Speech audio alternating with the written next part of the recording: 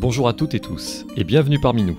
Ce podcast s'adresse aux jeunes, aux vieux, aux membres actuels ou aux membres passés de notre communauté de l'ENVT.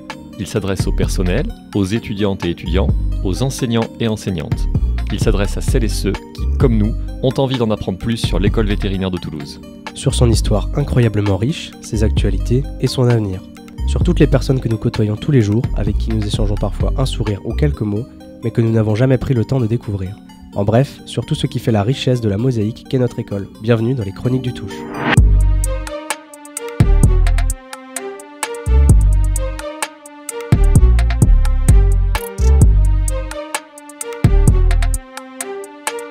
Et donc ce matin, nous avons le plaisir d'accueillir deux invités de marque, comme toujours des invités de marque bien sûr. Nous avons Cécile Mallet, qui est enseignante en biologie, écologie, santé ici à l'école vétérinaire de Toulouse, fraîchement recrutée, qui s'occupe particulièrement de la première année commune aux écoles vétérinaires, donc nouvelle formation dont Cécile nous dira quelques mots tout à l'heure. Et nous accueillons aussi Marie-Anselme Moisan, qui est vétérinaire, diplômée de l'ENVT, la meilleure école vétérinaire comme chacun sait, et qui exerce aujourd'hui maintenant en mixte, donc canine, bovine, équine, toute espèce finalement à quatre pattes, à Bessières, donc pas très loin d'ici, et qui nous parlera des raisons pour lesquelles, entre autres, elle a choisi cette magnifique orientation. Donc bienvenue à toutes les deux sur ce magnifique podcast. Alors on avait quelques petites questions rituelles quand même. Est-ce que vous voulez peut-être dire quelques mots pour vous présenter plus que ce que je viens de dire, et surtout, est-ce que vous avez un animal de compagnie dont vous voulez nous parler ? Je peux commencer. Non, c'est très bien la présentation, c'est parfait. Moi j'ai deux chats qui s'appellent Fuji et Kita, voilà, qui sont inséparables. Donc comme quoi, les chats, on peut les mettre ensemble des fois, et ça se passe très bien. Pareil, très bonne présentation, Merci. Rien de plus pour l'instant. De mon côté, j'ai pas d'animaux dans ma maison directement. Je délocalise chez mes parents, qui sont mes voisins, parce que mon compagnon est allergique aux chats, malheureusement, j'ai très mal choisi. Et du coup, on met les chats chez mes parents, qui sont très contents. Ah, voilà. c'est pas de bol. Du coup, vous les voyez que le week-end. Ouais, ou quand mes parents partent, c'est moi qui m'en occupe du coup, donc c'est pas mal, ça fait un petit statu quo efficace et pratique. Les avantages sans les inconvénients finalement. Exactement. Est-ce que pour nous, vous avez ramené une suggestion culture aujourd'hui, quelque chose à présenter un peu à nos auditeurs qui écoutent le podcast ? Oui. De mon côté, ça va rester dans le monde veto. J'ai découvert le livre Vetos à Fables, qui doit être un petit peu connu quand même sur l'école veto, puisqu'il y a Florian Twitou qui a fortement participé à ce projet. Donc c'est un recueil de fables, mais pas que. Il y a aussi des petites nouvelles, pas mal de choses courtes sur le monde vétérinaire, mais aussi les animaux de manière plus large. Tout très bien écrit, et vraiment, moi, j'ai beaucoup apprécié de pouvoir lire ça par petites touches. Et donc c'est en lien avec les animaux quand même Ouais. D'accord. Ouais. Et où est-ce que tu peux te le procurer ? Alors, c'est que par Internet, malheureusement. Je crois que c'est même que par Amazon. C'est une édition label S. Ok. Et toi, Cécile, qu'est-ce que tu nous as ramené ? Alors, je vous en ai ramené deux. Il y en a une, c'est un livre que j'ai découvert dans les pochettes surprises de la BU l'année dernière, qui s'appelle L'ombre du vent, de Carlos Ruiz Zafón, qui est un livre espagnol, qui est très très bien traduit. Alors, ça fait un peu peur parce qu'il y a 500 pages, et en effet, moi non plus, j'ai pas trop le temps de lire 500 pages d'affilée d'habitude. Mais en fait, il est tellement bien écrit qu'on se replonge dedans très facilement. Donc, je vous le conseille vraiment. Il est disponible à la BU, allez-y. C'est une situation en Espagne, autour de la Deuxième Guerre mondiale, autour de la littérature, qui est vraiment très sympa à lire. Et j'ai une deuxième recommandation culture, c'est un podcast, pour le coup, vétérinaire plutôt. Des concurrents donc. Des concurrents, mais pas vraiment, pas vraiment. Qui s'appelle Parole de Veto, et ça s'appelle aussi les podcasts d'Emilia, et ça parle d'une vétérinaire qui est à l'aise dans ses bottes. Donc l'idée, c'est de parler d'interviews de vétérinaires aussi, un peu, mais pas que de l'école véto, et qui fait prendre du recul en fait sur le métier de vétérinaire. Donc essayer de voir les choses de manière un peu positive ou de relativiser certaines choses. Voilà, c'est fait par Sophie Wilford, et je vous le conseille vraiment. Ok, disponible sur Spotify et YouTube. Oui, partout je crois, oui. Comme les Chroniques du Touche, un super podcast du coup. Ouais, merci beaucoup. Et moi de mon côté, du coup, j'ai un film à vous présenter, un film qui était au cinéma il y a 1 mois et demi quand on voulait enregistrer ce podcast, mais qui ne l'est plus à présent, qui s'appelle Licorice Pizza. C'est un film de Paul Thomas Anderson. Et en fait, disons que c'est un film qui relate une histoire d'amour adolescente dans les années 70 à Los Angeles. Et même si le thème principal, c'est cette histoire d'amour, au final, ce qui est vraiment intéressant, c'est tout l'univers justement de ce Los Angeles des années 70 qui est super bien recréé. Et c'est ce genre de film comme Forrest Gump ou des films comme ça où vraiment, au-delà de l'histoire principale et du personnage principal, c'est vraiment tout l'univers autour, toutes les références qui vont vraiment nous attirer et qui vont créer une ambiance qui rend le film super agréable, quoi. Voilà, même si moi j'ai pas connu les années 70, peut-être que Nicolas peut nous en toucher 2 mots. Pas vraiment, non. Je suis pas si vieux que ça, tu sais. Hein. Je sais, je rigole, Ok, c'est une ça blague. marche. Eh bien, du coup, merci pour ces belles suggestions culture, de quoi remplir le mois qui arrive, peut-être même davantage. Et donc, maintenant, on va pouvoir présenter quelques petites actualités au sein de l'ENVT sur le mois qui vient de passer, qui a été lui aussi assez riche. Mais justement, on n'a pas été très bon avec toi, Nicolas, puisque ce coup-ci, il va y avoir à peu près 3 mois d'écart entre l'épisode 2 du podcast et celui-ci. Donc, il y a quand même un paquet d'actualités à couvrir, qui en plus seront même plus vraiment des actualités quand cet épisode sortira début avril. Parmi les choses que j'espère ne plus être actuelles d'ici 3 semaines, même si cela tient de l'utopisme et que je vais sans doute un peu plomber l'ambiance, il y a bien évidemment la guerre en Ukraine. Je ne tiens pas à ce que ce podcast contienne des messages politiques, mais ayant des origines ukrainiennes et de la famille encore en Ukraine, au moment où je vous parle, j'étais obligé d'en dire 2 mots. L'invasion du pays par la Russie le 24 février dernier a modifié l'ordre planétaire mondial et a bousculé énormément de certitudes dans notre monde occidental. Le drame humanitaire qui est en train de se dérouler va changer encore beaucoup de choses et les cartes seront probablement redistribuées à la fin de cette guerre. J'espère et je crois au fond de moi que l'Ukraine sera encore à la table de jeu lorsque cela arrivera. Quoi qu'il arrive, je tiens à remercier énormément Anna Mila, enseignante en reproduction des carnivores, qui a mis en place un convoi humanitaire à la destination des réfugiés ukrainiens en Pologne. Merci aussi en particulier à Léa Marin, une étudiante en A2 qui l'a beaucoup aidé à organiser la récolte de biens et à trier tous les dons. Et merci enfin à tous ceux qui ont donné, tous ceux qui ont aidé d'une manière ou d'une autre. Ces gestes font toute la différence pour celles et ceux qui, 2000 km à l'est d'ici, ont tout perdu. Voilà, maintenant que j'ai bien plombé l'ambiance, il incombe à Nicolas de parler de choses un peu plus légères.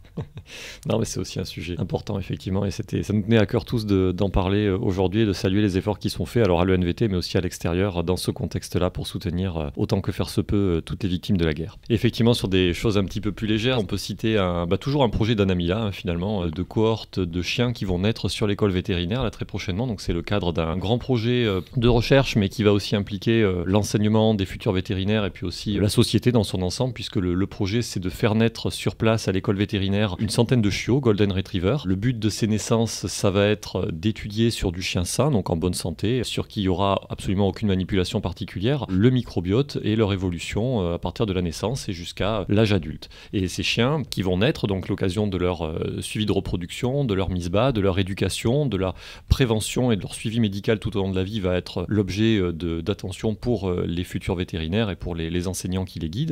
Et ces chiens à naître, ils ont comme de devenir des chiens guides d'aveugles et des handichiens, donc qui sont utilisés par les personnes handicapées, qui sont donc dressés à ces fins-là et qui vont être ensuite placés par l'association Handichiens. Donc ça va impliquer toute la communauté de l'ENVT, donc évidemment les vétérinaires pour tout ce qui est reproduction, mise à la reproduction, comme je disais, éducation, prévention, les étudiants, puisqu'il va y avoir des mises bas à surveiller, l'éducation à faire, de la sociabilisation des chiens pour lesquels ils vont être impliqués, et puis aussi en termes de famille d'accueil, puisque vous le savez peut-être, les handichiens, avant d'être placés chez des personnes en situation de handicap, vont subir un dressage qui est très exigeant, et donc ils vont solliciter les familles qui vont les accueillir pendant ces plusieurs mois de formation. Et donc l'ENVT va participer en faisant naître donc une centaine de chiens, donc c'est un projet qui va s'étaler sur quasiment 2 ans et qui va se faire dans nos locaux. D'un point de vue scientifique, c'est également quelque chose de très intéressant. On est sur ce qu'on appelle des études longitudinales, donc qui durent longtemps. C'est toujours très compliqué à mettre en place quand on fait ça sur des chiens en dehors d'un contexte de recherche, parce que souvent on perd les individus pour arriver à les suivre, et donc on est sur un projet très intéressant et qu'on suivra avec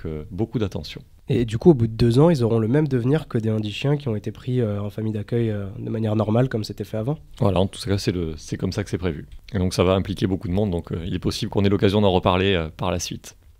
Et puis une deuxième actualité qui concerne également l'ENVT plus sur le côté administratif, évolution à venir de l'école. On a eu le plaisir vendredi 11 mars de célébrer l'inauguration de 2 projets qui sont sortis de terre très récemment. Donc le premier, c'est la clinique bovine. Pour ceux qui ne le savent pas, on a sur place un grand centre hospitalier universitaire vétérinaire, donc une structure clinique qui accueille toutes les espèces animales ou presque. Et donc un gros morceau de ce centre hospitalier universitaire vétérinaire, c'est la clinique des ruminants, qui accueille principalement des bovins, mais aussi des ovins et des caprins. Et il faut le dire, le bâtiment précédent, les structures immobilières précédentes étaient vieillissantes, construction années 70, même une partie qui date des années 60, et qui ne répondait plus, on va être clair, aux normes de biosécurité principalement, même s'il y avait des aménagements qui avaient été faits pour le bien-être animal. On était quand même sur des locaux qui étaient très vieux. Et donc on a la chance d'avoir bénéficié de subventions très importantes, principalement de la région, de l'État, mais aussi de la municipalité, et puis le concours de bon nombre de structures publiques. Et donc cette clinique bovine neuve qui fait à peu près 1500 mètres carrés, qui a coûté 3,9 millions d'euros, donc on est sur des investissements très conséquents, est enfin fonctionnelle, mise en service depuis le 1er septembre. Elle a été inaugurée par les représentants donc, de la région, de la municipalité, de l'État, ce vendredi 11 mars. Et donc évidemment c'est un outil très important à plusieurs titres. Là aussi l'école vétérinaire de Toulouse, secteur de pointe dans les ruminants, et donc c'était important que l'école vétérinaire participe le mieux possible possible à la formation des futurs vétérinaires ruraux, à la recherche bien sûr, puisque c'est aussi un élément important en centre universitaire, et puis aux soins aux animaux, puisque ça va permettre d'accueillir des bovins de toute la région Occitanie, parfois même de plus loin, pour des soins de qualité. Et puis la deuxième partie qui a été inaugurée, c'est le bloc opératoire des animaux de compagnie. Donc là aussi, il y a une structure qui était vieillissante et qui va permettre aujourd'hui, avec ce nouveau bâtiment de 450 mètres carrés, donc un coût de 2,1 millions d'euros, donc là encore un investissement conséquent, de travailler dans des conditions optimales, à la fois pour les étudiants, pour les vétérinaires et pour les animaux qui seront admis. Cécile et Marie, je ne sais pas si vous avez eu l'occasion de voir les nouvelles infrastructures, surtout le bâtiment de Bovine. Non, pas encore. Et moi non plus. Pour Marie, ça m'étonne pas. Pour Cécile, super, t'aurais pu faire un effort.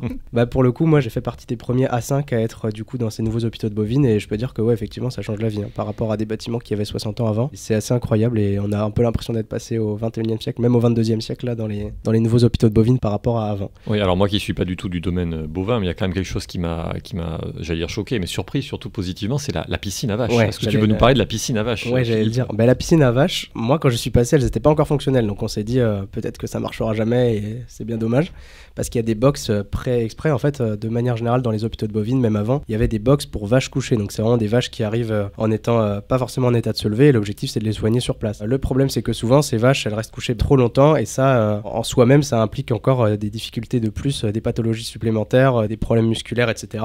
Et donc le principe de la piscine à vaches, ça va être de permettre de faire une physio pour vaches, un peu comme ce qu'on fait avec les êtres humains, et de leur permettre de mobiliser des muscles qu'elles ne peuvent plus mobiliser en temps normal quand elles sont couchées. Et pour l'instant, ça a l'air de très bien marcher. Donc apparemment, il y a des vaches qui font des sessions de 2 fois 6 heures par semaine dans la piscine, et ça a l'air de très bien marcher. Il y a des vrais résultats de vaches qui étaient couchées et qui ne se seraient peut-être plus relevées, et qui là arrivent à se relever, à faire quelques pas, etc.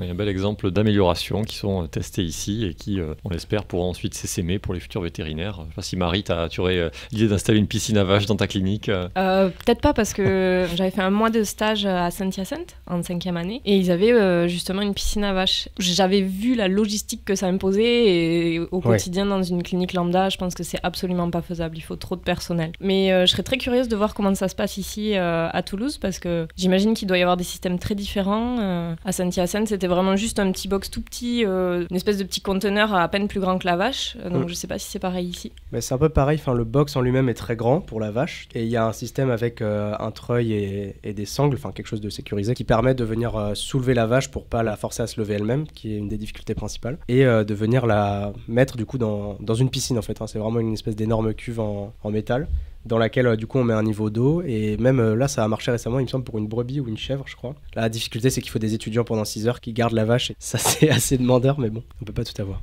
Voilà, et puis pour terminer aussi sur les actualités en ouvrant de manière un petit peu plus large, cette inauguration, donc comme je vous le disais, ça a été l'occasion de recevoir tous les représentants du ministère, de la région, du département, de la municipalité, les représentants des ministères de l'enseignement supérieur, de la recherche et les ministères de l'agriculture. Et ces représentants ont renouvelé leur promesse d'investir massivement dans l'école vétérinaire de Toulouse dans les années à venir. Pourquoi ? Bien parce que les utilisateurs savent qu'on est sur un campus qui est certes très agréable, pavillonnaire, qui a un style architectural inimitable, mais qui est malheureusement vieillissant. On se rappelle que l'inauguration de la quasi-totalité des bâtiments date de 1964 et que les travaux ont malheureusement été assez minces depuis sur la quasi-totalité de ces bâtiments, notamment les laboratoires de recherche, les structures d'enseignement et aussi certaines installations cliniques qui sont encore vieillissantes. Et donc à la fois la région et l'État ont annoncé, ont confirmé que même si tout n'est pas encore signé, eh bien il y a probablement plusieurs millions d'euros qui devraient arriver dans les 5 ans qui arrivent, qui seront à grande majorité fléchés sur les infrastructures d'enseignement et les infrastructures cliniques, les animaux de compagnie de sport et de loisirs, donc pour faire simple, chiens, chats, nacs et chevaux, et que ça devrait permettre donc une amélioration très importante de nos installations. Et donc c'est quelque chose que nous attendons avec beaucoup d'impatience, et ça devrait aller de pair avec les renforcements en ressources humaines qu'on nous promet également depuis longtemps et qui commencent à arriver depuis cette année. Donc ça nous promet de belles années pour le NVT. En tout cas, on est assez optimiste côté enseignant et côté étudiant, je crois aussi, hein, Philippe. On est assez optimiste aussi, oui, c'est sûr. Maintenant qu'on a vu la différence, difficile de s'en passer. Et puis donc c'est utile, comme on le disait, aux étudiants, et puis c'est aussi utile aux animaux quand on parle des plateformes cliniques, de pouvoir proposer les meilleurs soins possibles. C'est toujours bien que l'écrin qui va avec le personnel de qualité soit à la hauteur. Cécile, je ne sais pas si quand vous avez lancé la A1, tu as eu un peu un budget particulier pour investir. Je ne sais pas si vous avez besoin de matériel en particulier, quelque chose d'informatique ou... Si, on a investi, et pour le coup, on a aussi une salle dédiée dans laquelle la plupart des cours ont lieu, donc qui est en diop à côté du restaurant universitaire. Donc on a aménagé cette salle pour que ce soit déjà beaucoup mieux qu'avant. Et aussi, on a dû investir pas mal sur le côté travaux pratiques, forcément, parce que c'est des travaux pratiques qui n'existaient pas dans l'école. Donc ça fait partie des gros investissements qu'on a fait au début de cette année-là, ouais. D'accord. Et donc c'est des travaux pratiques que vous faites tous sur l'école ou est-ce qu'il y en a qui sont délocalisés? Non, en physique-chimie, on n'a pas pu tout investir sur l'école parce qu'il aurait fallu pour le coup un gros budget et pour l'instant on l'a pas et on n'a même pas les locaux pour le faire. Donc la plupart des TP de physique-chimie sont délocalisés. On travaille avec l'ENSFEA et on va faire tous les TP là-bas. Ok, d'accord, très bien. Du coup, merci pour les actualités, Nicolas. Je sais pas si tu as encore quelque chose à rajouter. J'ai tout dit. Mais on va pouvoir passer un peu à la partie entretien. Et donc là, on a cherché à innover un peu puisqu'on va essayer de poser des questions un peu aux deux invités pour faire participer tout le monde. Et je vais commencer par Cécile. Est-ce que tu peux nous expliquer d'abord ton rôle au sein de l'ENVT? Alors, moi j'ai été recrutée il y a 1 an et demi et au départ, c'était pas pour enseigner, c'était surtout pour préparer cette première année commune aux écoles vétérinaires. On a été 4 enseignants à être recrutés sur les 4 écoles vétérinaires, donc 2 en bio, 2 en physique-chimie. Sachant qu'il fallait construire tout le programme. L'idée, c'était de combler l'écart entre la terminale, sachant que maintenant, il y a un nouveau programme en terminale dans tout le lycée, donc plein de changements, et le niveau attendu et les connaissances attendues pour continuer les études vétérinaires par la suite. Donc, on a essayé bien sûr, de repartir de ce qui est fait dans d'autres voies comme la BCPST, etc., mais aussi de l'adapter au maximum à ce qui est nécessaire après.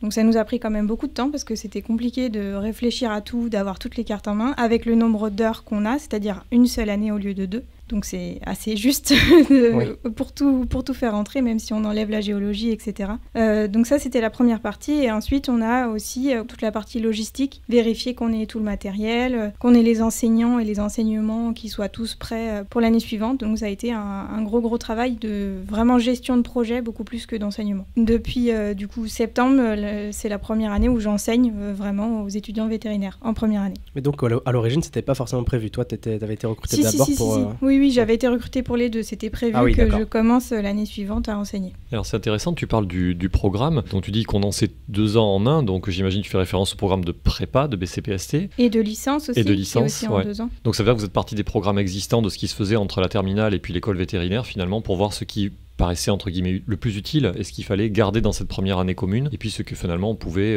mettre de côté. Tu parlais de la géologie par exemple qui était peut-être moins utile pour un futur vétérinaire, donc c'est comme ça que vous avez construit le programme? En fait il y a une base qui a été construite par les enseignants des écoles vétérinaires, des 4 écoles vétérinaires, donc qui était vraiment ce qu'ils attendaient eux des étudiants. Évidemment il y a plein de bases comme la biologie cellulaire, on ne peut pas y échapper, il faut le voir parce qu'on ne le voit pas après et on ne le voit pas trop avant, donc pour le coup on n'a pas trop le choix. Après il y a des choses sur lesquelles on a essayé de repartir, même des programmes de veto qui étaient faits en 1 an il y a quelques années maintenant. Et on a aussi essayé d'imaginer des choses qui étaient peut-être pas du tout traitées et qui pouvaient manquer. J'en parlais un petit peu tout à l'heure, mais c'est par exemple de l'orientation sur un animal qui est très peu traité en école. Et on demande tout de suite aux vétérinaires de savoir reconnaître la droite et la gauche sans se tromper, même qu'on est en train d'opérer. Pour un étudiant, c'est compliqué. Je m'en suis rendu compte en discutant avec des étudiants. Et du coup, on a mis en place, par exemple, un TP que là-dessus, sur l'orientation, savoir décrire où est une lésion, essayer de aussi retrouver une lésion si on en a une juste avec la description pour s'entraîner à faire ce genre de choses. Et ça n'existe ni dans le programme de prépa, ni dans les années supérieures. C'est fait en anatomie, mais c'est vrai qu'en général, c'est plutôt en une demi-heure. Donc c'était l'idée de réfléchir à toutes ces petites choses où on peut peut-être prendre un peu plus de temps de faire des bases de ce côté-là et faire en sorte que la vie en A2 soit plus simple en fait. Comment concrètement ça s'est passé pour toi, dans le sens où tu avais cette base qui était demandée, attendue par les enseignants en ENV, et du coup après vous étiez 4 à travailler sur ce programme, qui vous validait, qui vous infirmait ce que vous proposiez, etc. Qui décidait concrètement de ce programme? Est-ce que vous faisiez des propositions aux administrations qui décidaient ou comment ça marchait? En fait, ceux qui ont rédigé donc, dans les écoles vétérinaires ce programme constituent un groupe de travail donc, qui ont continué à encadrer le programme jusqu'à, on va dire, je pense, le mois de novembre. Donc de septembre à novembre, on a travaillé avec eux. Et petit à petit, comme on s'est approprié les choses, on a de plus en plus fait un peu tout seul. Et évidemment, à la fin, le programme il a été validé donc, par tout ce groupe de travail et par le CNESERAV, donc il a été validé par un certain nombre de personnes et pas uniquement nous, bien sûr. D'accord. Est-ce que tu pourrais nous raconter un petit peu ton parcours de vie avant d'en arriver jusqu'ici? Oui, bien sûr. Du coup, moi, j'ai fait mes études à Alfort, donc il y a 10 ans. Et oui, désolée. Je suis sortie en 2012, sachant que j'ai fait donc, ma 5e année en équine parce que je trouvais qu'en école, on en faisait très peu. Et j'avais envie, avant de sortir, de voir un petit peu toutes les espèces pour être déjà sûre de ce que je voulais faire. Sachant que quand je suis rentrée en école vétérinaire, moi, je voulais pas forcément faire de la pratique. Mais ça me semblait intéressant, quitte à être là, autant découvrir ce que c'est et voir si ça pouvait me plaire ou pas. Finalement, ça correspondait pas trop à mes valeurs, on en reparlera, mais voilà, c'était pas forcément ce qui me plaisait le plus. Donc je suis partie dans autre chose, un petit peu au hasard, j'avoue, je voulais faire la santé animale, mais la santé animale, c'est un peu vague, clairement. Donc je suis partie dans un laboratoire pharmaceutique, chez Novartis, ça n'existe plus en santé animale. Et j'ai travaillé là-bas pendant 5 ans à peu près, donc ça m'a beaucoup plu. J'ai fait donc conseiller technique, donc c'est le travail qui est le plus en lien avec la profession vétérinaire. Donc j'ai fait ça un certain nombre d'années, je suis devenue manager de l'équipe des conseillers techniques. Et ensuite je suis partie dans un autre laboratoire pour faire du marketing, donc encore une autre facette qui aussi, hein, c'est quand même intéressant d'être vétérinaire sur ce côté-là. Pourquoi ? Parce que faut quand même connaître les produits, ce qu'on vend et quel est l'intérêt de ce produit pour les vétérinaires. D'accord, oui. Voilà. Après, il y a beaucoup de méthodes de travail qu'on apprend, de manières de communiquer, etc., qui sont importantes dans tout métier, je pense, et qu'on peut retrouver. La gestion de l'urgence, la gestion de projet, on apprend ça en fait quand on est vétérinaire. On apprend à gérer des choses très vite, à organiser les idées, et en fait ça c'est valable dans beaucoup de métiers. Donc je trouve qu'on peut à chaque fois rebondir et repartir. Alors c'est un peu compliqué de repartir à zéro à chaque fois, mais n'empêche que c'est toujours faisable, et en fait nos bases, on a l'impression que les connaissances on les a pas, mais en fait on a plein de bases de travail qui vont nous aider à changer de métier comme ça. Et donc mon dernier changement, c'est que moi je voulais faire prof quand j'étais jeune, je voulais pas faire vétérinaire, et je m'étais toujours dit avant mes 40 ans je deviendrai prof. Pas tout de suite mais un jour, et il se trouve que mon métier n'a plus été en accord avec mes valeurs justement, et que je me suis dit que c'était le moment de réfléchir à ce que je voulais faire, et je suis revenue à cette idée de prof. C'était un hasard mais voilà, c'est comme ça. D'accord. Et du coup, j'ai arrêté mon travail, j'ai passé l'agrégation et le CAPES, et je suis devenue prof de SVT. Je suis devenue prof au collège, parce que quand on recommence, forcément, on recommence un petit peu où on est envoyé, donc au collège, en REP, donc voilà, pas une zone très très simple. J'ai fait ça 2 ans, ce qui est une super école de la vie, hein. C'est très intéressant, même si on fait beaucoup de disciplines et beaucoup de vulgarisation, mais c'est super chouette à faire quand même. Ça apprend beaucoup de choses sur soi et sur les autres. Et après, j'ai été recrutée donc, pour le projet de l'école vétérinaire. Ok, t'es arrivé directement ici. Oui, c'est ça. Je trouve ça très intéressant que tu soulignes le côté versatile du vétérinaire, ce socle commun qui permet quand même de s'adapter à plusieurs métiers. Alors, en tout cas, tu as utilisé ce que tu avais appris quand tu as fait tes études vétérinaires, faire du marketing. Je trouve ça très intéressant comme info. Et pour faire prof aussi, hein, en fait, il y a aussi le côté connaissance scientifique qui est un socle un peu commun. Mais n'empêche que même sur une gestion de classe, etc., en fait, on a appris plein de choses sans s'en rendre compte, de méthodes de travail, des soft skills, en fait, qu'on reprend dans plein de métiers. Alors après, le premier jour, on a toujours l'impression de débarquer dans un endroit qu'on ne connaît pas, etc. C'est le fameux syndrome de l'imposteur, mais au final... aussi, c'est vétérinaire. Voilà, c'est très vétérinaire aussi.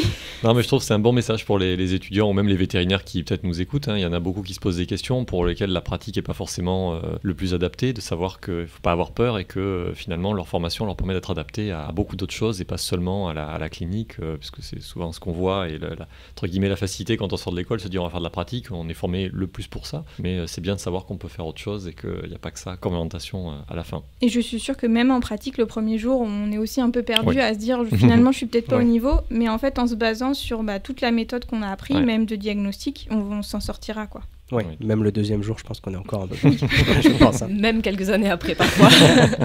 Et alors, qu'est-ce qui t'a particulièrement dirigé vers ces orientations un petit peu annexes par rapport à la clinique ? Qu'est-ce qui ne t'a pas plu dans la pratique ? Qu'est-ce qui a fait que tu n'as pas voulu faire ou continuer de la pratique clinique ? Alors c'est vraiment très personnel, je pense que c'est vraiment une question de valeur de vie, mais moi j'étais pas à l'aise avec le fait de contrôler la vie et la mort de l'animal. Sachant qu'au final, quand j'étais conseiller technique, je donnais des conseils à des vétérinaires qui décidaient eux-mêmes derrière de la vie et de la mort de l'animal, mais je le faisais pas directement, c'était pas pareil. Voilà, j'étais pas à l'aise avec ça, ça me mettait un stress permanent qui fait que même s'il sortait et que je l'avais sauvé, l'animal, moi derrière j'étais stressée à me dire en fait si ça se trouve il va décompenser, j'aurais pu faire mieux, j'aurais pu peut-être faire avec moins, etc. Je sais que ça peut passer et que c'est des choses qui peuvent arriver au début et finalement on passe le cap, mais je sentais que pour moi c'était vraiment très ancré et que ça me rendait pas à l'aise, pas bien dans ce métier. Alors que je sais qu'il y en a, au contraire, c'est quelque chose qui va leur plaire. Il y a beaucoup de chirurgiens vétérinaires. Ce côté maîtrise de la vie et de la mort, ils aiment bien ça. Enfin, c'est quelque chose qui les pousse. Ça fait un enjeu aussi. C'est ça, c'est un enjeu, mais moi je préférais vraiment avoir un autre enjeu. Je pense que quand on est prof, on peut avoir aussi une grosse responsabilité. Mais c'est pas la même, c'est pas une histoire de vie et de mort. Normalement, non. Je le souhaite à tes Normalement. étudiants, en tout cas, normalement, non. C'est ça, oui. Alors, est-ce qu'il y a des choses qui te manquent aujourd'hui, par exemple le contact avec la clientèle, le contact avec les animaux tout simplement? Est-ce que c'est des choses qui te manquent? Est-ce que des fois tu te dis « Ah, j'aimerais bien en faire au moins un petit peu » ou est-ce que vraiment ça ne t'intéresse plus et tu ne te vois pas y retourner d'une quelconque façon? Pour le coup, je trouvais aussi que le contact avec les animaux quand on est véto, il n'est pas forcément très positif parce qu'ils n'ont pas toujours envie de nous voir. J'ai fait le choix à ce moment-là de me dire que je préférais l'avoir dans ma vie privée que dans ma vie professionnelle. Mais c'est sûr que oui, ça peut me manquer quand même en partie, c'est clair. Ouais. Concrètement, du coup, tu as saisi l'opportunité de venir enseigner à une nouvelle génération d'étudiants. En plus, vraiment, la première classe, c'est un peu le crash test, si je puis dire, même si je veux pas sous-entendre que ça va dans le mur, hein, c'est pas forcément un crash. Mais est-ce que ça s'est bien passé? Est-ce que cette année est telle que tu l'espérais? Est-ce que le crash test est réussi? Franchement, oui. Alors après, je venais tellement d'un milieu plus compliqué que ça que forcément, c'est beaucoup plus simple d'enseigner à des étudiants comme ça. Je pense aussi qu'ils se rendent compte de l'énorme chance qu'ils ont et qu'ils mettent vraiment tous les moyens en œuvre pour y arriver. Et donc, vous demanderez aux autres enseignants qui leur ont fait cours, parce que nous, on n'est peut-être pas très objectifs avec mon collègue Jérémy. Mais c'est vraiment un plaisir de leur faire cours et on voit déjà depuis le début de l'année une énorme progression, notamment en termes de méthode, justement, parce que quand on sort du lycée, la méthode, voilà, en général, on s'est un peu laissé porter jusqu'à la fin. Et là, pour le coup, il n'y a pas le choix. Quand on rentre à ce niveau-là, on est obligé d'avoir une méthode, d'apprendre plein de choses. Ça fait beaucoup de connaissances et c'est vraiment un plaisir parce qu'ils sont super motivés, ils ont très envie d'apprendre et de faire le lien avec leur futur métier. Donc j'aime bien me servir de ce que j'ai pu faire avant pour leur donner des clés ou des petites astuces ou des liens vraiment concrets avec leur futur métier justement, et on se rend compte que ça marche, c'est-à-dire que ça leur plaît beaucoup et ils ont l'air en tout cas de beaucoup apprécier. Est-ce qu'il y a des choses que tu changerais du coup? Dans le programme?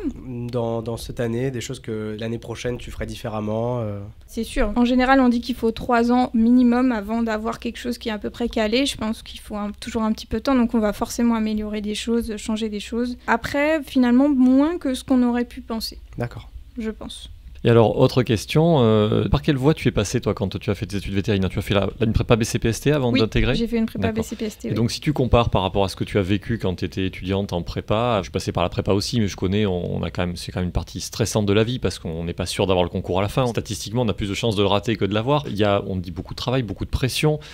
Comment si tu compares les deux formations, celle que tu dispenses aujourd'hui puis celle que tu as vécue comme étudiante, est-ce qu'en termes de difficulté, est-ce qu'en termes de stress, est-ce qu'en termes de motivation, d'organisation, est-ce que tu peux essayer un petit peu de comparer? Qu'est-ce qui te paraît comparable et qu'est-ce qui te paraît vraiment différent? Oui, alors je peux en parler parce que quand j'ai passé l'agrégation, je suis revenue en fait dans mon ancienne BCPST. Donc mon prof de prépa m'a accepté au fond de sa classe à chaque fois avec des étudiants 10 ans plus jeunes, mais c'était hyper bien pour réviser la grecque d'ailleurs.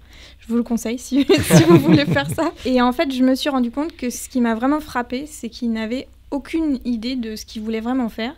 Et même ceux qui voulaient faire vétérinaire ou travailler dans la santé animale, ils ne voulaient pas se poser la question de ce que ça voulait dire, de ce qu'il y avait derrière en fait. Je pense que c'était aussi une forme de se dire je suis rentrée là-dedans, il faut que j'aille au bout de mon cursus, et si je me rends compte maintenant que ça me plaît pas, ça va tout gâcher quoi. Donc je pense qu'il y avait un petit peu de ça, un manque de temps clairement.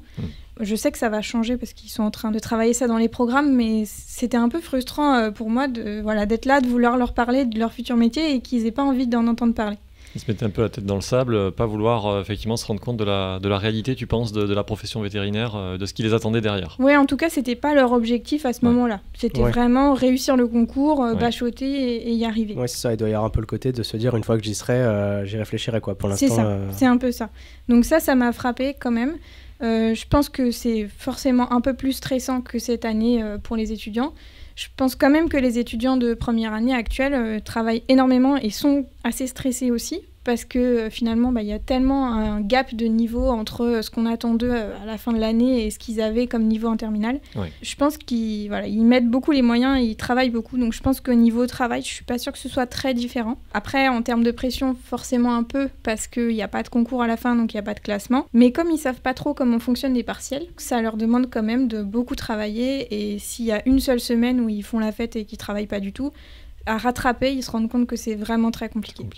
Et alors justement, c'est parce que c'est une des critiques qui avait été émise par la profession ou par certaines personnes quand cette nouvelle voie de recrutement avait été créée, c'était est-ce que finalement il ne va pas y avoir une formation plus facile, en tout cas un niveau inférieur de cette formation-là. Donc c'est rassurant d'avoir ces infos-là et ça me permet de rebondir sur, est-ce que tu peux nous en dire plus sur l'évaluation qu'il va y avoir pour ces étudiants? Tu parles de partiel, concrètement ça va se passer, c'est à quel moment? Est-ce que c'est en fin de semestre? Est-ce que c'est du contrôle continu? Comment est-ce qu'on sanctionne et comment est-ce qu'on s'assure qu'ils ont le niveau pour commencer commencer entre guillemets leurs études vétérinaires post-sélection niveau A2 donc.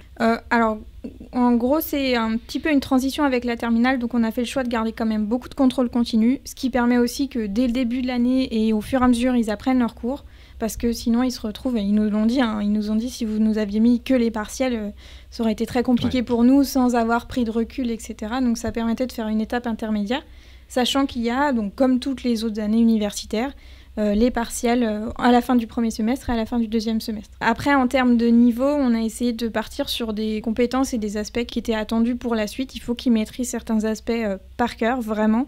Et certains aspects, il faut qu'ils en maîtrisent une bonne partie. Donc on a essayé de se mettre d'accord à 4 écoles sur ce qu'on attendait. Ils ont des partiels communs, enfin, même toutes les évaluations sont communes aux 4 écoles vétérinaires. Donc l'idée, c'est de s'assurer qu'il y a un niveau qui est commun aux 4 écoles vétérinaires à la fin de cette première année. Très bien. Et alors Marie, est-ce que tu peux nous dire toi par quelle voie tu es passée et ce que tu penses de cette nouvelle première année commune aux écoles vétérinaires? Oui, bah moi à l'inverse de Cécile, je suis le gros cliché, la petite fille qui voulait toujours faire veto depuis toute petite, la voie classique. Donc t'es passée par BCPST, ouais, tout à fait. Et à la base, quand j'ai entendu parler de ce projet-là, d'ouvrir cette voie-là, j'étais plutôt un peu contre, je pense, parce que j'avais l'impression que ça pourrait pas fonctionner. C'était très intuitif comme impression. Tu es pas la seule à avoir eu cette intuition, ouais, il y a beaucoup de gens qui l'ont eu. Et finalement, là, en entendant Cécile, je pense que c'est quand même intéressant de proposer autre chose. Si ça permet de plus viser veto, je pense que ça peut être intéressant. C'est aussi une des choses qui peut, selon moi, être problématique dans notre formation, d'avoir quelque chose parfois de beaucoup trop large et de pas forcément viser exactement les connaissances qui seront appliquées plus tard. Oui, je pense aussi. Et pour le coup, oui, tout le monde, beaucoup de gens partageaient cette idée reçue à la base de la A0, enfin de la A1 du coup maintenant, qui allait pas être suffisante, qui allait avoir un vrai gap entre les étudiants qui sortent de parcours prépa, fac, etc. et des étudiants qui arrivent par là. Et au final, j'ai pu les côtoyer quand même un peu, j'ai pu les rencontrer, j'ai pu leur parler un peu à tous ces étudiants de A1 et j'ai quand même été frappé par la maturité qu'ils avaient. Je m'attendais pas forcément à ça, sachant qu'il y en a qui sont encore mineurs. Au début de l'année, la moitié était mineure en France, c'est ça. Donc oui, il y a une vraie maturité et nous, il y avait aussi un enjeu derrière au niveau de l'amicale et des étudiants pour réussir à les introduire dans la communauté étudiante sans trop les introduire dans la communauté étudiante. Déjà l'accès aux soirées qui était compliqué par le fait que justement il y a beaucoup de mineurs. Je pense qu'on s'en est pas trop mal sorti parce que quand ils veulent boire un café le midi, quand ils veulent accéder au club, au sport, etc., ils le peuvent en théorie. Même si c'est vrai que comme tu disais, ils y travaillent beaucoup et en fait il y en a beaucoup qui nous ont dit qu'ils s'investiraient là-dedans l'année prochaine. Je crois savoir qu'il y a des enseignants de classe prépa qui participent également à la formation de ces étudiants-là. J'ai des vacataires qui viennent, par contre ils ne sont pas en BCPST. En général, ils sont plutôt à la fac. C'est un style particulier parce que forcément, quand on est prof à la fac, on n'a pas du tout la même manière d'enseigner qu'un prof de lycée. Ouais. Et je pense que nous, on a une relation aussi particulière avec les étudiants, on les connaît très bien. Comme ils disent, on les voit plus que leur maman. Hein, donc, mais en tout cas, voilà, je sais que, je ne peux pas parler pour les autres écoles, mais à Toulouse, l'enseignante de mathématiques qui est là s'investit beaucoup et essaye vraiment de faire en sorte que les étudiants réussissent. Et d'ailleurs, je crois qu'on est l'école qui a le mieux réussi les maths. Enfin, d'ailleurs, qui a très bien réussi les partiels par rapport aux autres écoles. Donc, la classe. Bravo aux étudiants. Bravo à eux. C'est à noter ça. Et toi, Marie, du coup, tu es vétérinaire praticienne et tu as été diplômée d'une bonne école vétérinaire, pas comme Cécile. Peux-tu nous raconter un petit peu ton parcours, du coup, et ton métier depuis ta sortie d'école ? Oui, du coup, je suis sortie en 2016. J'ai commencé sur Castres, dans une grosse clinique. Donc, je suis restée principalement à la clinique, mais je pouvais faire des interventions sur, par exemple, les brebis, les veaux qui étaient amenés sur place. Donc là, c'était juste un remplacement de congé maternité. J'ai juste fait 6 mois et puis je suis partie 1 an et demi sur Réalmont. C'est là vraiment que j'ai plus approfondi la rurale. Donc au départ, avec toutes mes gardes qui étaient doublées par le patron, ou un des 2 patrons d'ailleurs, qui m'accompagnait systématiquement, puis qui m'accompagnait que quand j'appelais à l'aide, enfin le truc classique. Et puis l'autonomie qui est arrivée. Et là récemment, j'ai pu me rapprocher de chez moi et venir exercer sur Bessières. C'est une dominante canine avec de l'aide en rural quand c'est nécessaire. Le patron, comme c'est son petit bébé, la rurale, il garde pour lui principalement, mais je le comprends. Je donne un coup de main et puis surtout, ça lui permet que j'assure quelques gardes pour le soulager quand même un petit peu. Sinon, lui, c'était vraiment le modèle ancien, entre guillemets, du veto qui faisait vraiment H24, 7 jours sur 7, 365 jours jours par an, toutes ces gardes, etc. quoi. Et alors du coup, est-ce que tu t'épanouis dans la pratique de la clinique? Est-ce que ça te plaît? Oui, ça me plaît. Petite remarque au passage, j'ai quand même eu une grosse interrogation en 4e et 5e année. Est-ce que je vais en pratique ou pas? Notamment parce que finalement, le stage de recherche m'avait beaucoup plu et je me disais, est-ce que la recherche pourrait pas aussi être un domaine dans lequel je m'épanouirais? J'ai pas la réponse à cette question puisque j'ai choisi la pratique. Je pense qu'il y avait une partie de challenge. J'avais vraiment envie de voir si j'étais capable d'activer un peu mon côté manuel parce que jusque-là, avec les études, etc., j'avais l'impression qu'on stimulait surtout le côté intellectuel. Et puis, j'ai quand même aussi le côté relation client qui me faisait très peur et qui est toujours compliqué. Faut être bien honnête, c'est une des parties du métier qui est très très compliquée et à laquelle on est, selon moi, pas du tout préparé. Et alors du coup, la question qu'on se pose, parce que c'est vraiment le cœur du débat, on va en reparler, je pense, dans la prochaine étape du podcast, mais qu'est-ce qui t'a poussé à faire de la mixte, en fait? À quel moment tu as appréhendé le monde rural? À quel moment tu as considéré le fait de travailler en milieu rural comme une option, donc rural à la fois animaux de production, mais aussi chiens, chats, chevaux, qui est quand même souvent le secteur dans lequel on manque le plus de vétérinaires à l'heure actuelle. En tout cas, c'est ce qu'on nous rabâche à longueur de journée. Donc, qu'est-ce qui t'a motivé à partir là-dedans et plus exactement, pourquoi n'en es-tu pas dégoûté comme beaucoup de gens? Globalement, j'étais rentrée à l'école, encore une fois, dans le total cliché, en voulant faire de l'équine. Oui, je fais partie des équines. Finalement, c'est le stage de première année qui a bien fonctionné, qui a joué son rôle. J'ai découvert la rurale avec un éleveur laitier qui a été topissime et j'ai pris un grand plaisir à me lever le matin pour aller traire les vaches. J'aurais jamais cru ça. Et je pense que je suis un peu tombée amoureuse des vaches. Ouais, c'est une espèce que j'adore au final. J'étais pas sûre de pouvoir exercer dans ce milieu-là, notamment aussi au niveau physique, parce que j'ai pas un grand gabarit, voilà, donc je voyais tous ces potentiels blocages au quotidien, mais je vois vraiment le rôle du vétérinaire, et donc notamment rural, comme une grosse aide pour les éleveurs. Sans nous, ils peuvent pas non plus exister, et à l'inverse, veto rural peut pas exister sans les éleveurs. J'ai envie de permettre de maintenir une agriculture, alors on n'a pas forcément un impact qui est toujours aussi fort que ce qu'on aimerait avoir, mais en ayant écouté aussi votre épisode sur le bien-être animal, on aimerait pouvoir impacter plus la manière dont les éleveurs fonctionnent, mais même si c'est qu'une petite pierre à l'édifice, c'est ça qui fait, je pense, que je suis contente de me lever, y compris à 2 ou 3 heures du matin pour aller faire un vélage. Ou...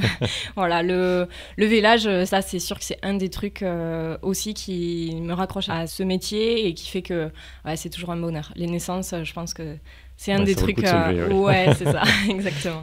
Et si je me fais l'avocat du diable, si on prend les arguments qui font que beaucoup de vétérinaires, jeunes ou moins jeunes, se détournent de cette pratique-là, donc tu parlais des horaires, mais on peut aussi parler du côté financier. C'est vrai que les salaires ne sont pas forcément à hauteur du temps qu'on passe dans ce milieu-là, avec notamment beaucoup d'impayés, parce qu'effectivement, le contexte financier pour les éleveurs est souvent très difficile. Eux-mêmes ont souvent du mal.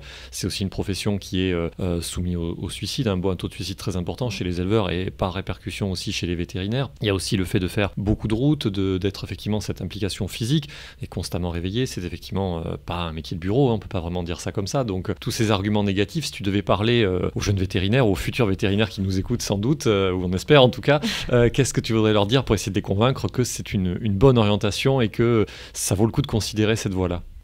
C'est difficile, il y a plein de questions là en une seule. Je pense que j'ai quand même le bon côté, moi, parce que je suis salariée, donc les impayés, tout ça, ça m'impacte pas vraiment directement, même si je vois les dossiers des clients et je vois les 5 000 € en attente, ou voilà, donc c'est sûr que je m'en rends compte. En mixte, comme je suis moi, avec quand même une dominante de canine, je pense que ça reste quand même plus facile, parce que la canine va compenser beaucoup plus, voilà, je peux pas vraiment parler pour des zones encore plus rurales. C'est pour ça que c'est difficile de vraiment dire allez-y, allez dans un coin vraiment perdu. Ça va être aussi très personnel. Aimer le conduire, je pense que c'est essentiel. Moi, je trouve un plaisir énorme à conduire dans les coteaux, dans les petites routes. C'est mon oxygène entre 2 interventions. Mais ouais, pour quelqu'un de lambda qui a peut-être jamais vécu à la campagne aussi, ça peut être un mode de vie super à trouver. Ça, c'est une certitude. incertitude parce que au quotidien, on va avoir un éleveur à qui on va prendre le lait, un éleveur à qui on va prendre, j'en sais rien, de l'agneau, du veau. Il y a, je pense, une qualité de vie qui est, alors pas au niveau des horaires ou quoi, mais sur le lien qu'on peut avoir à l'environnement et à l'humain, qui est très très différent de ce qu'on peut avoir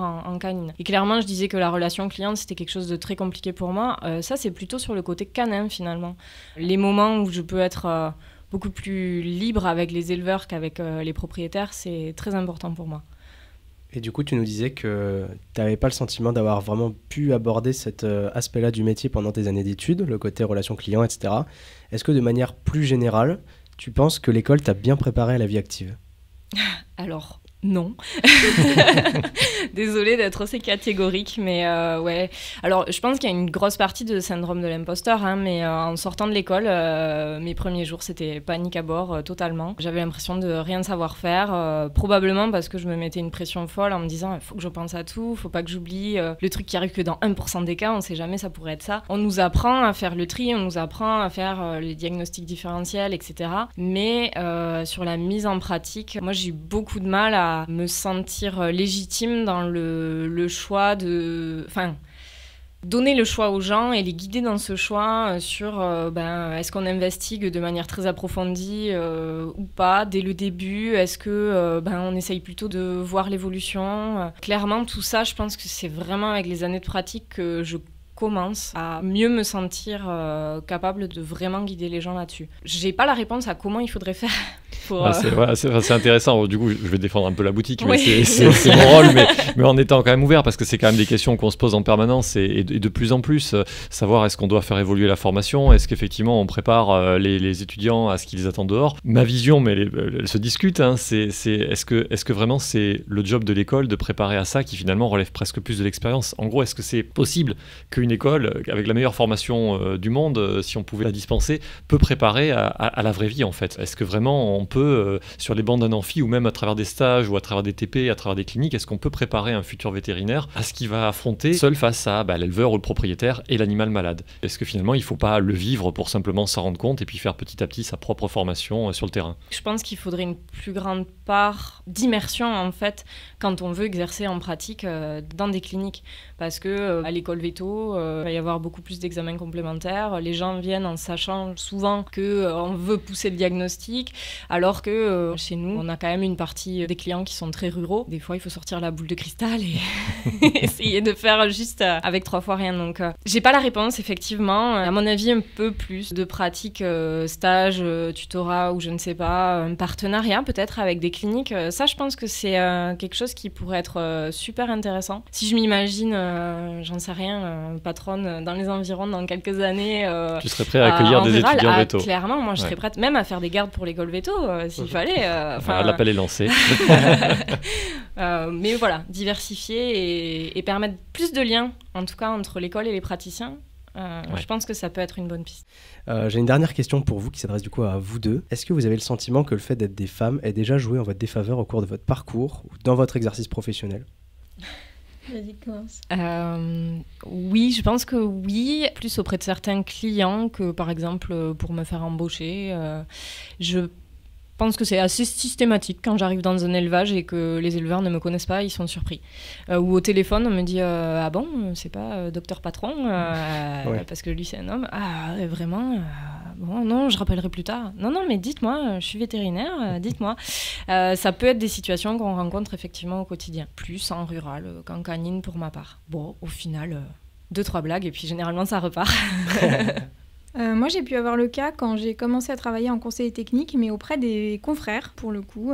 Alors après, c'était aussi une histoire d'âge et une histoire de petite voix. Oui. Donc, ils considéraient que comme j'étais une femme plutôt jeune avec une petite voix, je pouvais pas leur apprendre des choses. Après, ils se rendaient compte en général en discutant que si, je pouvais leur apprendre des choses. Mais ouais, ça, c'était pas simple au début, ouais.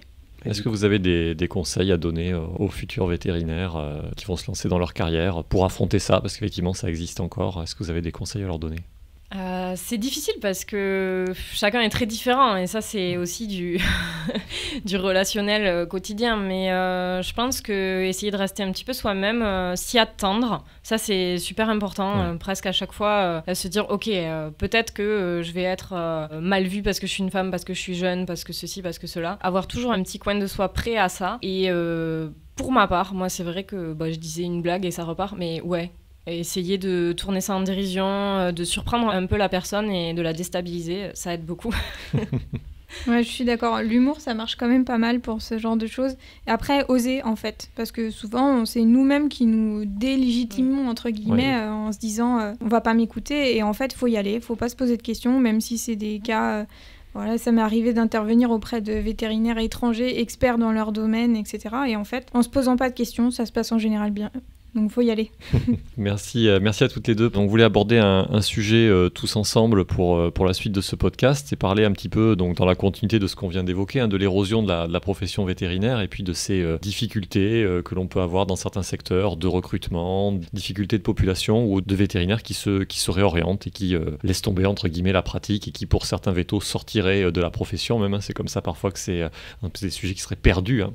Et donc Philippe, tu voulais peut-être nous faire une introduction à ce débat.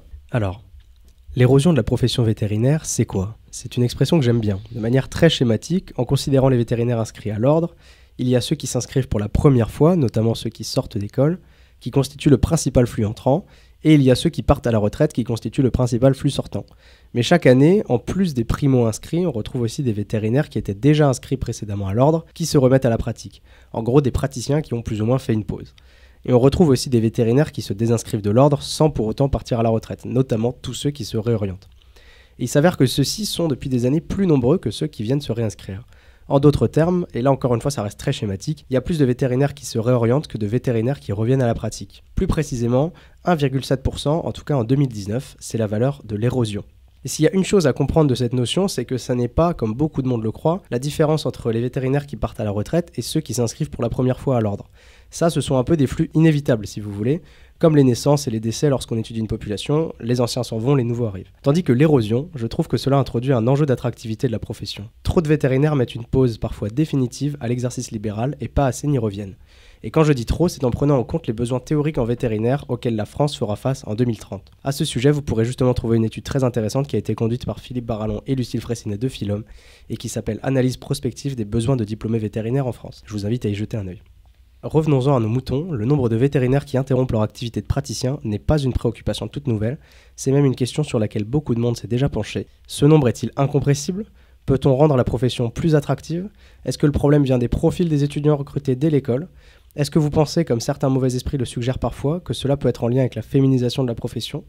Toutes ces questions, nous vous les posons à vous, qui respectivement êtes partis dans l'industrie, êtes devenue enseignante, ou êtes resté, si je puis dire, au cul des vaches, mais également à toi, Nicolas, qui du coup a décidé de travailler dans une école nationale vétérinaire. Alors, moi, ce que je peux dire, c'est que quand je suis sortie d'école, on m'avait présenté des chiffres en me disant qu'il y avait 15% à peu près des diplômés qui n'exerçaient pas. Et moi, je savais que je voulais pas forcément faire de la clientèle, donc je me voyais déjà dans ces 15%. Et en tout cas, actuellement, j'ai pas l'impression que 10 ans après, on soit à plus de 15% dans ma promo. Après, je sais que vu les chiffres, c'est plus le cas, donc il doit y avoir plus de personnes qui font autre chose. Pour le coup, j'ai un peu l'impression d'y être un petit peu revenue aussi, vu que je suis revenue en école vétérinaire. C'est comme si j'étais partie puis revenue.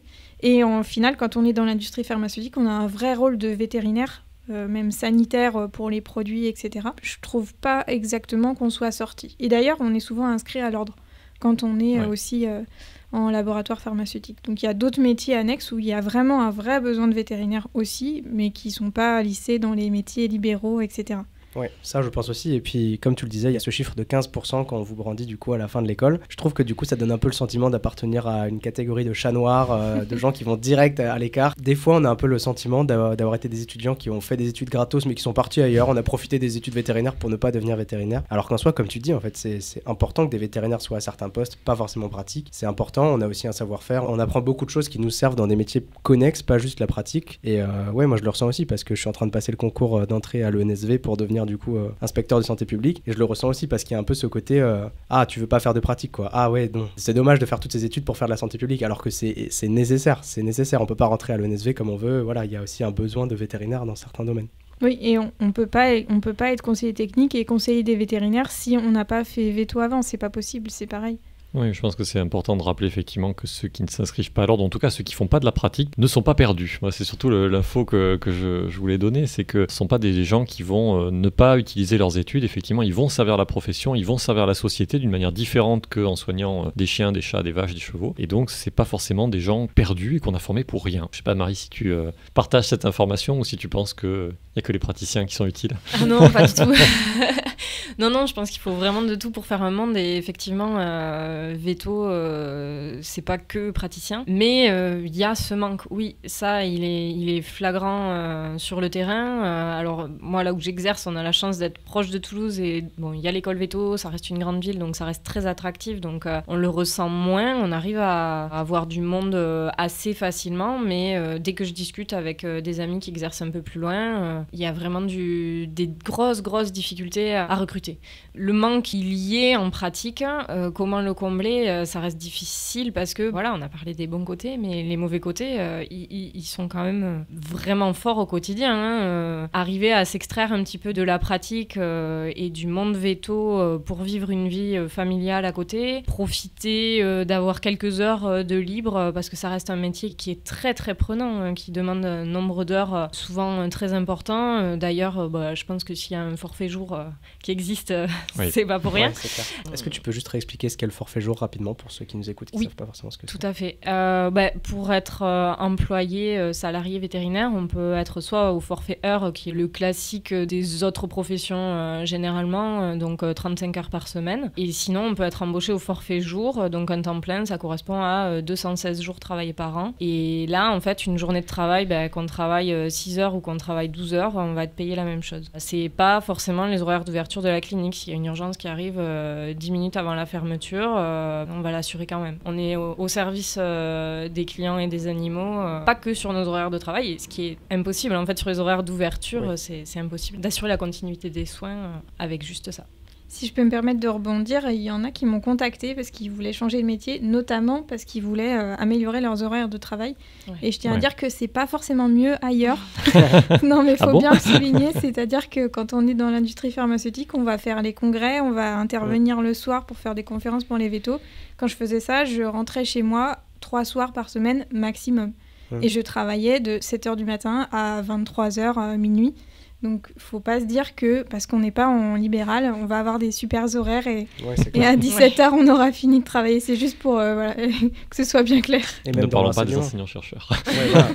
Même dans l'enseignement, je veux dire, t'as pas juste les heures de cours, tu dois tout préparer en amont, oui, c'est ça. Corriger, etc. Enfin, oui, c'est clair. Oui, pour une première année, je vous raconte pas les horaires que ça fait ou les week-ends que ça fait. C'est très compliqué, c'est clair. Donc, c'est clair que c'est compliqué les gardes et je pense qu'il y en a qui supportent pas les gardes et le fait de se lever la nuit. Ça, c'est une chose. De faire des grosses horaires et de jamais sortir de son travail. Mais attention, vétérinaire dans plein d'aspects et dans même d'autres métiers, on retrouve ce type de difficultés. Oui. Est-ce que c'est un élément que tu avais pris en compte, toi, au moment de t'orienter en sortie d'école, ou c'est vraiment plus par rapport à cette histoire de vie ou de mort et de... Oui, enfin j'avais fait des gardes parce que j'étais à côté de Paris, donc je faisais des gardes toute seule de week-end, etc. et de nuit. Et c'est vrai que j'avais fait, je crois, un été où je faisais que des nuits et je trouvais ça horrible de faire que des nuits et je m'étais dit que ça allait être compliqué de faire que des gardes. Après, ça dépend vraiment des personnes, c'est juste que moi, le rythme m'allait pas trop, mais... En soi, faire une garde de temps en temps en rural, quand j'en avais fait en stage, ça ne m'avait pas trop dérangé. Enfin, ça dépend du rythme, en fait, je pense. Oui, sur ça, je pense que l'évolution vers des cliniques avec plus de vétérinaires, si on veut arriver à alléger un petit peu le quotidien, ça me semble relativement inévitable. Pour prendre mon exemple, j'ai un soir par semaine, un week-end sur 4 de garde. Clairement, je pense que je ne pourrais pas faire plus pour ma santé mentale et physique, quoi. Donc, ça veut dire quoi ? Ça veut dire au moins 5 vétérinaires qui sur les gardes pour avoir un soir par semaine chacun. Alors après, peut-être qu'il y en a un qui fera 2 soirs parce qu'il se le sent, etc. On n'a pas tous le même rythme. Mais voilà, pour une qualité de vie au quotidien en pratique, je crois qu'il y a des aménagements obligatoires au niveau des structures aussi. Ouais, et puis c'est un peu le serpent qui se mord la queue parce que du coup, plus il y a de vétérinaires qui partent à cause des conditions de travail, plus les conditions de travail de ceux qui restent sont compliquées, plus la permanence des soins et l'assurance des gardes, elle est difficile. Et comme c'est une profession réglementée, en fait, la profession de vétérinaire, le fait qu'il y en ait de moins en moins, ça implique que du coup, il y a de plus en plus de travail pour tous ceux qui restent, quoi. Oui, ça se ressent d'ailleurs sur le terrain. C'est-à-dire, tu veux dire on sent que y a plus de boulot et moins de personnel. Enfin, même nous qui avons possibilité de recruter relativement facilement par rapport à ce que je disais tout à l'heure, on le sent, quoi. Et par rapport aux gens avec qui tu discutes, aux cliniques voisines ou en tout cas à ceux qui essaient de recruter, d'après toi, quels sont les principaux freins ? Est-ce que c'est qu'il n'y a pas de candidats du tout ? Est-ce que les candidats qui postulent changent d'avis parce que les conditions qu'on leur propose ne leur conviennent pas ? Est-ce qu'ils essayent et qu'ils s'en vont au bout de quelques mois ou quelques années parce que pareil, ça ne leur convient plus ? Si tu essayais d'identifier un petit peu ce qui bloque, ça serait quoi pour toi ? Il y a un peu de tout ça à la fois. Pour la rurale, ça va être déjà de base de trouver quelqu'un en sortie d'école, même en ayant fait la A5 bovine. On n'est pas prêt, hein. C'est clairement sur le terrain qu'on peut se former, et notamment en obstétrique, hein, ce qui est quand même le cœur des gardes, il faut bien l'avouer. Donc ouais, en rural, je pense qu'il y a ce gros frein au recrutement, parce que même des cliniques qui seraient prêtes à former, elles ne trouvent pas forcément les étudiants qui sont prêts à se lancer là-dedans. Et derrière, il y a une attente peut-être salariale, de conditions de travail, qui est un peu au-dessus de ce que peut proposer la convention collective. Je pense que ça, c'est un frein, clairement, à ce que les gens restent. Ouais, je confirme, c'est un petit peu le retour que j'ai des copains vétos qui parfois sont dans des zones où ils devraient recruter facilement, à côté de grandes villes, à côté de la mer, etc. Et en fait, il n'y a déjà pas beaucoup de candidats qui postulent. Et ceux qui postulent sont en général très exigeants sur les conditions. Ils ont aussi raison de l'être parce qu'au final, ils ont tellement de choix qu'ils peuvent se le permettre aussi. Et il y a possiblement peut-être un petit changement de société là-dessus, mais ça, je pense que c'est dans toutes les professions, c'est pas vétérinaire, c'est partout où peut-être qu'on accepte moins aussi de faire du 24 heures sur 24. Ouais. On accepte moins d'avoir pas de vie de famille ou pas de vie du tout, et où au final, on va être un petit peu exigeant sur, en effet, le nombre de gardes qu'on va faire, etc. Et où ça veut dire avoir recruté suffisamment de vétos pour être capable de faire ça. Donc c'est en effet un peu le serpent qui se mord la queue. Ouais. Alors il y a aussi la question de la formation et de la sélection des étudiants qui s'orienteraient ou non vers la rurale. C'est un sujet qui est aussi beaucoup d'actualité. Une des conséquences, ça a été entre autres l'ouverture de cette première année commune aux écoles vétérinaires, cette nouvelle voie d'accès plutôt. Est-ce que c'est quelque chose pour vous deux qui est cohérent de se poser la question de la sélection des étudiants, par exemple recruter plus de profils ruraux en se disant que ce sont davantage des gens qui retourneront dans le milieu rural une fois formés?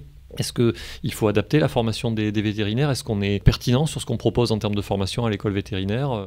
Clairement, comme je le disais tout à l'heure, le fait de ne pas être opérationnel en rural, notamment en sortie d'école, pour moi, je pense que ça reste un frein quand même, parce qu'on a déjà ce syndrome de l'imposteur en canine, mais alors en rural, où on se retrouve seul dans la ferme, avec 3 fois rien pour gérer, et pas toujours le patron de dispo pour venir aider, ça peut être un des freins à ce que les gens osent plus se lancer en rural. Après, derrière, recruter des profils d'origine rurale pour partir en rural, je sais pas. Parce que, oui, j'habite à la campagne, par exemple, mais clairement, je suis pas un exemple d'origine rurale, et j'ai terminé à aimer ça. Donc, je suis pas sûre qu'on puisse généraliser à ce point-là. Peut-être que les stats nous donnent plus d'infos, mais... Moi, j'ai l'impression de manière empirique que les gens que je connais qui viennent du milieu rural cherchent pas forcément à y retourner, et inversement, moi, j'ai jamais vécu dans une ville de moins de 100 000 habitants, et pourtant, je me vois très bien potentiellement travailler dans la campagne plus tard. Oui, je suis pas sûre non plus. Après, c'est sûr que si on prend des personnes qui ont vécu que en ville, potentiellement, ils ont peut-être envie aussi de retourner en ville. Il me semble que sur Paris, pour le coup, ils sont pas du tout en manque de vétos, au contraire. Donc ça dépend un petit peu des zones. Après, je sais que par rapport au recrutement qu'on peut faire, le concours post-bac, en l'occurrence, il avait été un peu calibré au niveau des petits entretiens pour discuter un peu avec les futurs étudiants de comment ils voient le métier. C'était pas que sur le côté rural, mais c'était déjà d'avoir une vision un peu précise de leur métier et d'avoir cherché d'une manière ou d'une autre, avoir fait des stages, avoir été voir ce que c'est vraiment pour voir si ça leur plaisait. Ça peut être quand même un impact un peu positif. Et le fait de mettre même dès la première année là, un petit stage où finalement, je crois que les 2/3 sont partis en mixte et voulaient vérifier si la mixte ça leur plaisait, ça peut avoir un impact. Même s'ils sont, bien sûr, ils peuvent pas faire grand-chose en première année comme ça en sortie de bac, mais au final, ça leur montre un petit peu ce que c'est, ça leur permet de s'orienter tôt et donc de se poser la question très tôt de est-ce que c'est ça que je veux faire, de en effet, comme on disait tout à l'heure, rencontrer les vaches, voir si ça plaît. Je pense que le stage de A2, il est top pour ça, pour voir aussi ce que c'est ce monde-là et le découvrir. Je sais pas si c'est vraiment le fait d'être né à la campagne qui fait qu'on va vouloir y retourner, mais il faut avoir une vision à un moment ou à un autre, en tout cas, de ce que c'est la vie à la campagne, ça c'est sûr. Oui. Et alors ensuite, peut-être plus une question pour toi Marie, mais on parle aussi d'incitation à l'installation en milieu rural, donc par exemple dans les pistes évoquées, des aménagements fiscaux, des communes qui financeraient un petit peu du matériel, de l'aide par les communautés agricoles. Qu'est-ce que tu penses de ces choses-là? Est-ce que pour toi ça serait là aussi un levier intéressant ou mauvaise idée de pousser les gens pour des raisons financières à se rapprocher de la rurale? De toute façon, il n'y aura pas que le financier. Si on ne veut pas y rester, on n'y restera pas. Mais oui, je pense que ça peut quand même fortement aider parce que, on le disait, il y a toujours les problèmes d'impayés.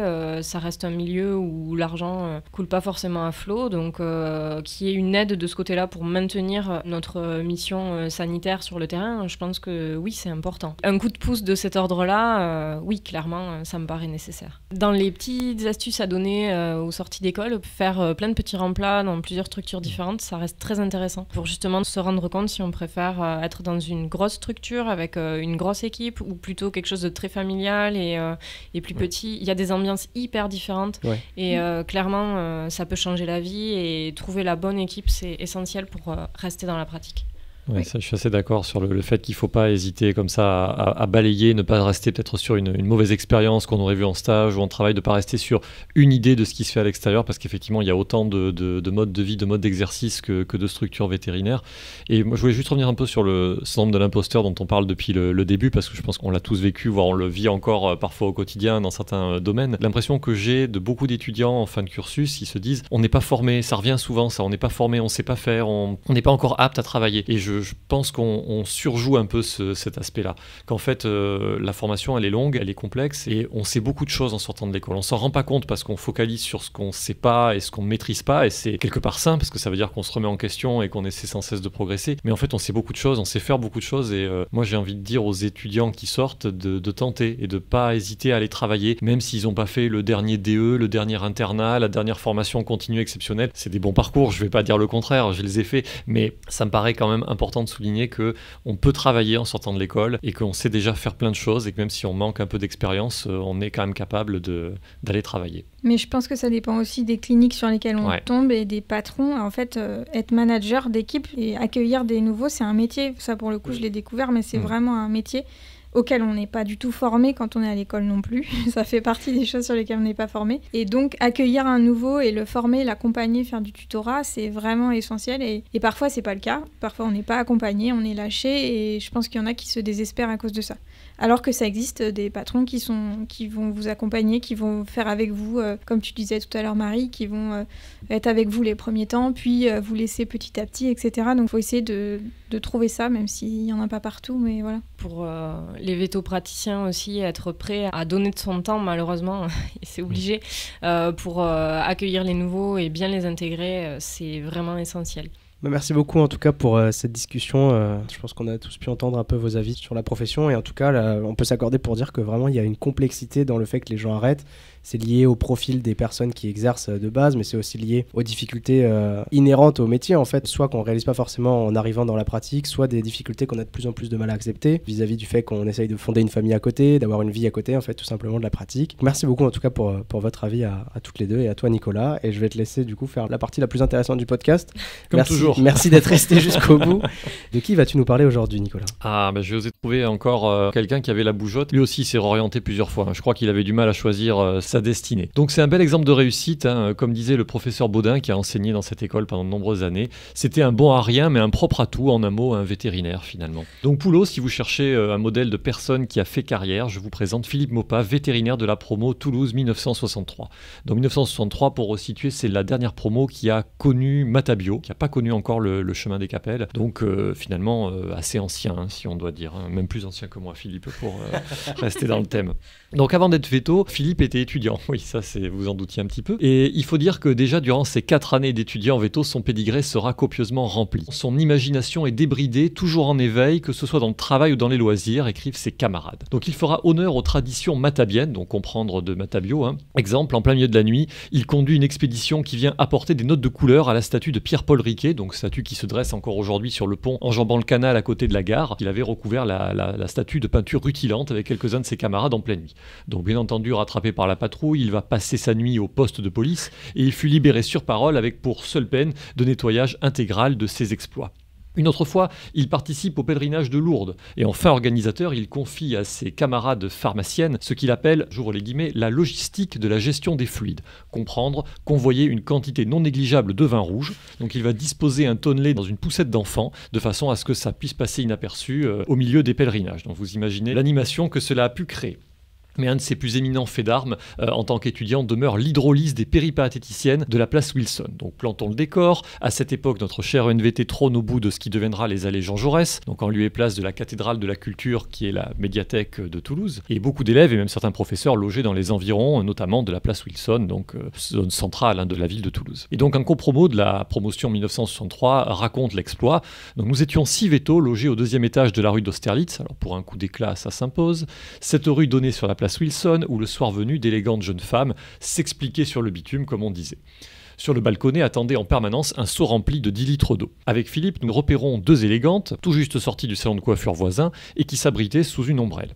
Au moment où elle passe sous notre balcon, nous larguons les 10 litres d'eau. L'ombrelle plie sous la charge, et voilà nos 2 péripates détrempées de pied en cap, qui, furieuses, grimpent à grandes enjambées jusqu'à notre 2e étage, où elles trouvent évidemment porte close. Sauf malheureusement celle de un de nos malheureux copains absents. Elles investissent la place et balancent par la fenêtre vêtements, ustensiles et même les cours. Donc il nous resta à tout ramasser dans la rue et à expliquer gentiment l'affaire à notre ami dès le lendemain. Voilà un petit peu qui était Philippe en tant qu'étudiant. Mais loin de ses exploits potaches, Philippe Maupas va dérouler une bien trop brève mais extraordinaire carrière à partir d'une formation que l'on peut qualifier d'éclectique. Donc il est diplômé, diplôme d'état de docteur vétérinaire en 1965, quelques années après la fin de ses études, et ensuite tout va s'accélérer. En 1970, il fait un doctorat d'université S-Sciences et en profite pour valider par la même occasion un doctorat en pharmacie. Et enfin, il décrochera en 1976 un diplôme d'état de docteur en médecine humaine donc. Portant son palmarès à 4 doctorats, donc 3 d'exercice et 1 d'université, ce qui est, vous en doutez, plutôt pas mal. À la fin de ses études à l'ENVT, il va rencontrer le professeur Sora en microbiologie, qui est un précurseur de la virologie et de la vaccination dans la droite ligne de Louis Pasteur. Il le prend sous son aile, au sein de son laboratoire, lui donnant le goût de la recherche. Et Philippe dira « Je souhaite que les étudiants aillent voir sous d'autres horizons ce qui s'y passe ». Et il va finalement s'appliquer cette maxime à lui-même de manière très importante. Après un séjour à l'Institut Pasteur, il est recruté comme chercheur à l'université de Tours. Il travaille sur la fièvre afteuse avant de s'attaquer à l'hépatite B, qu'on appelle aussi maladie de la seringue et qui fait des ravages dans les centres de transfusion et à l'époque est assez mal connue. En 1972, il passe brillamment l'agrégation de virobactériaux et il est nommé maître de conférence à la faculté de médecine et pharmacie, toujours à l'université de Tours. Et puis, travaillant sur l'hépatite B, il va réaliser un stage. Il fait la rencontre d'un certain Baruch Samuel Blumberg de l'Institute for Cancer Research à Philadelphie. Et cet ethnologue microbiologiste, qui recevra plus tard le prix Nobel de médecine en 1976, va discuter avec lui de sa découverte d'un antigène de surface du virus de l'hépatite B. Et cette découverte va ouvrir la voie à un vaccin. Le contact avec ce grand chercheur amènera notre vétérinaire quadruple docteur à une intuition fort heureuse, celle de la relation entre le virus de l'hépatite B et le cancer du foie. On peut résumer les exploits de Philippe ainsi. Il va confirmer cette relation causale entre l'infection par le virus de l'hépatite B et le cancer primitif du foie, ce qui est une véritable révolution dans cette maladie-là. On comprend enfin comment certains cancers du foie qui apparaissaient de manière épidémique peuvent se développer.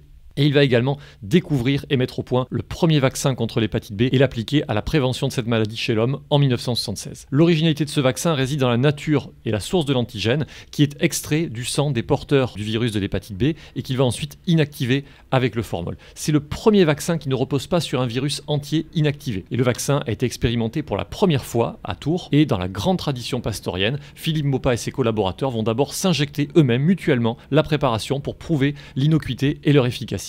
Et ce type de vaccin est encore utilisé de nos jours, désormais avec la technique de l'ADN recombinant, mais gardant le même principe. Et enfin, il va développer cette stratégie à grande échelle, notamment au Sénégal, où en 1978, il va participer avec l'Université de Dakar à un vaste programme de vaccination contre l'hépatite B, sauvant ainsi, d'après ses collègues, des milliers d'enfants et de nouveau-nés.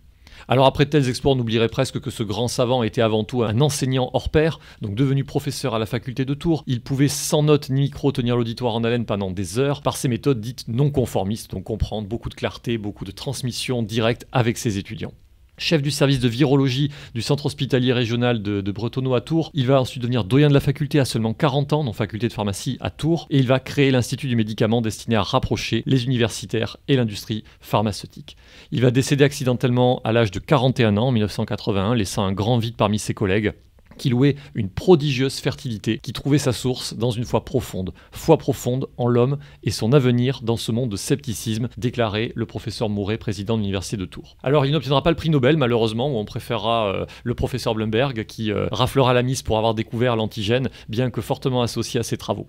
On donnera toutefois le nom de la faculté de pharmacie de Tours, qui s'appelle désormais la faculté Philippe Maupas, donc depuis 1996. Donc faculté de pharmacie qui porte le nom d'un vétérinaire. Ça a un petit peu de la gueule, on va être honnête. Hein. Et il reçoit à titre posthume également le prix Galien, donc célèbre prix délivré par les pharmaciens pour l'ensemble de ses travaux. Et donc le professeur Blumberg, donc prix Nobel, qui déclarera « Sa famille, ses collaborateurs savent que grâce à son énergie et à son enthousiasme, des milliers de vies seront sauvées. » Voilà un petit peu l'histoire et la vie de Philippe Maupas, ce quadruple docteur, vétérinaire, pharmacien, médecin et grand champion du vaccin contre l'hépatite B. Ah ouais, c'est incroyable. Elle est folle cette histoire. C'est comme le clinch, mais sauf que malheureusement il est décédé accidentellement. Voilà, sinon il aurait probablement continué à travailler. Il a travaillé sur la peste porcine africaine, il a travaillé sur la fièvre afteuse, donc un microbiologiste passionné. Et qui a eu des études très calmes et très sobres. Exactement, il a su s'arrêter à temps. Il n'a pas fait de rural. Ah non, c'est sûr. Bah, comme quoi, il y a quand même un intérêt à tous ceux qui font pas de la pratique au final. Hein. Il faut quand même des belles choses à côté. Il y a quelques petites réussites comme ça. Parmi ces 15%, il y en a quand même quelques-uns qui deviennent quelque chose, quoi. Bah, merci beaucoup pour ta chronique, Nicolas. Merci beaucoup à vous, Cécile et Marie, pour avoir accepté de nous rejoindre pour le 3e épisode du podcast. Un dimanche matin en plus, donc vous avez vraiment eu du courage de vous lever. Merci beaucoup. Merci à vous pour l'invitation. Oui, merci beaucoup, avec plaisir. Plaisir partagé en tout cas. Merci beaucoup et merci beaucoup à vous qui nous avez écoutés jusqu'au bout de cet épisode. On vous retrouve très bientôt pour un 4e épisode et n'hésitez pas à nous faire vos retours à l'adresse mail chroniquedutouche@gmail.com ou alors directement sur notre page Facebook. À très bientôt. À très bientôt, merci à tous.